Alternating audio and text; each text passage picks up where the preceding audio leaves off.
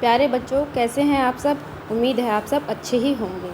आज हम आपकी वसंत पुस्तक से दादी माँ पाठ करेंगे। तो सब बच्चे अपनी वसंत पुस्तक में दादी माँ पाठ पढ़ेंगे। आपको मैं इस पाठ का सार बताने जा रही हूँ ताकि आप अपनी कार्यपत्रक 4 और आगे आने वाली कार्यपत्रक को भी आसानी से कर सकें।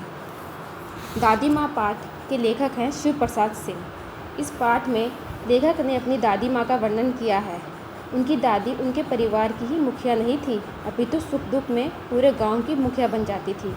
दादी माँ के छत्र छाया में कोई भी स्वयं को अकेला और दुखी नहीं समझता था।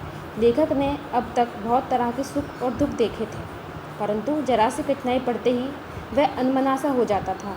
मित्र भी उसके आगे तो उसके साथ होने का दिखावा करते थे, परंतु पीठ पीछे उसको कमज़ोर कहकर मजाक उड़ाते थे। ऐसे समय में लेखक को अपनी दादी माँ की बहुत याद आती थी। लेखक के गांव में बरसात के दिनों में दूसरे खेतों में से पानी बहकर आ जाता था। बरसात का पानी अपने साथ मोथा, साइकी, अधगली घास, घेरुआ और वन प्याज की जड़ें आदि सारा सामान लाता था। उस बरसात के पानी में जब सूरज की तेज़ किरणें पड़ती थी तो पानी में पड़ा सामान सड़कर एक अलग तरह की गंध छोड़ता था। गांव के लड़के उसी झाग भरे पानी में खुशी से कूदते थे। प्रत्येक मौसम की अपनी विशेषता होती है। आषाढ़ में आम और जामुन अच्छे लगते थे, चैत में गुड़ की पट्टी अच्छी लगती थी। इसी तरह लेखक को बरसात के दिनों में गंध भरे जल में कूदना अच्छा लगता था। इस बार उसे बुखार आ गया। वह केवल 1-2 दिन ही झाग भरे पानी में कूद सका था। उसे बीमार पड़ना अच्छा लगता था।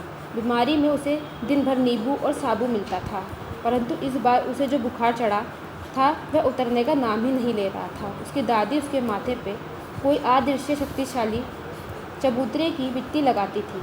उसके पास किसी बाहर के आदमी को आने नहीं देती थी। दादी उसकी हर तरह से देखभाल करती थी। दादी माँ को गांव में मिलने वाली 50 किस्म की दवाओं के नाम याद थे। दादी माँ को बीमारी वाले घर में गंदगी बहुत बुरी लगती थी। बीमार आदमी के घर चादर गिलाफ हर रोज़ बदले जाते थे। लेखक आज भी बीमार पड़ता है, परंतु मैस महाराज अपनी इच्छा अनुसार देखभाल करता है। डॉक्टर की शक्ल देखते ही बुखार भाग जाता है। अब बीमार पड़ने को लेखक का मन भी नहीं करता है। आगे क्या है इसमें बेटा?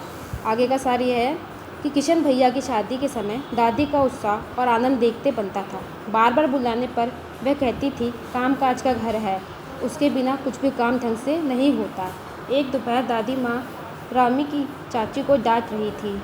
रामी की चाची ने पहले पैसे वापस नहीं किए थे, दोबारा पैसे मांगने आई थी। वह दादी माँ के आगे गिड़गिड़ा रही थी, बेटी की शादी के बाद वह सब दे देगी। लेखक ने इस मामले में अपनी टांग अड़ाई तो दादी माँ ने उसे भी डांट दिया। कई दिन बाद लेखक को पता चला कि दादी माँ ने रामी की चाची का पिछला ऋण भी माफ़ कर दिया और उसकी बेटी की शादी के लिए 10 रुपये भी दिए। किशन की शादी के समय रात रात भर गीत हुआ करते थे। शादी वाले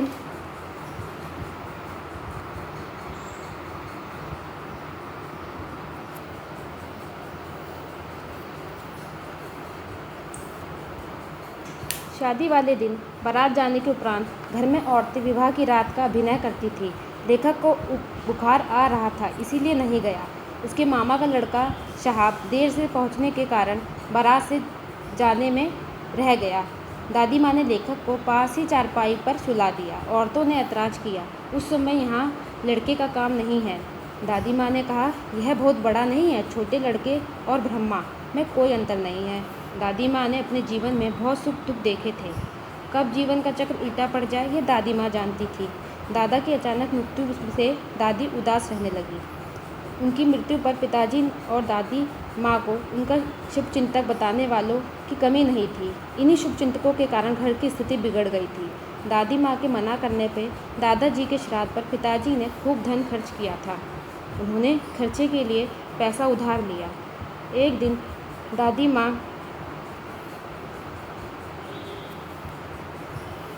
दादी माँ माघ की सर्दियों में गीली धोती पहने कमरे में संदूक पर दीपक जलाए बैठी थी।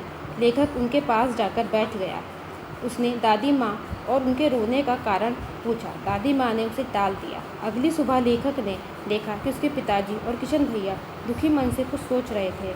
उन्हें कहीं से भी उधार नहीं मिल रहा था, क्योंकि अभी उन्होंने बहुत से लोगों का पिछला उधार वापस नहीं किया था। उस समय दादी माँ ने पिताजी को दिलासा दिलाया कि उनके होते हुए चिंता मत करो। उन्होंने पिताजी को अपने कंगन दिए। ये कंगन दादाजी ने दिए थे। पहले लोग आने वाले समय को अच्छी तरह समझ लेते थे। लेखक के आने से दादी माँ की आकृति धुंधली हो जाती है।